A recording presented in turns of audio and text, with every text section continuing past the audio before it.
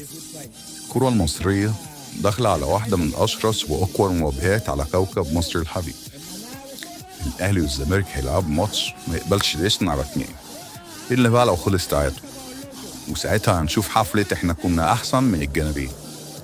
جمهور الفريقين بدأوا التحليل التكتيكي من على القهاوي، والسوشيال ميديا بقت ساحة معارك بمحللين كبار، بس أي نعم معظمهم معاه شهادة تحليل كورة من يوتيوب بس شغالين.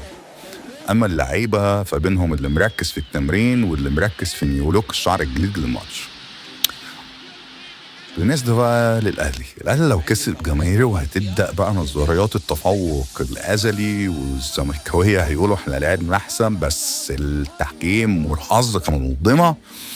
أما الزمالك بقى لو كسب فالدنيا هتقلب على السوشيال ميديا قلبة غير طبيعية، والأهلاوية هيقولوا احنا مركزين في دوري الأبطال. أما لو الماتش خلص تعادل كل جمهور هيقول إن فريقه كان الحق والفوز، وهيطلع محللين القهاوي يقول المدرب ضارب في التشكيل.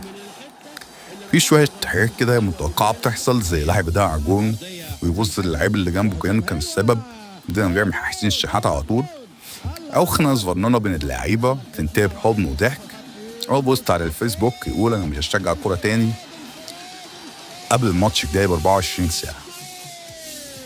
الماتش هيخلص وهيبدأ حرب جديدة بين الجماهير بالكوميكس وفيديوهات التريقة، واللعيبة هيرجعوا التمرين استعدادا للقاء الجاي، والمشجعين هيجهزوا لحفلة السوشيال ميديا الجديدة.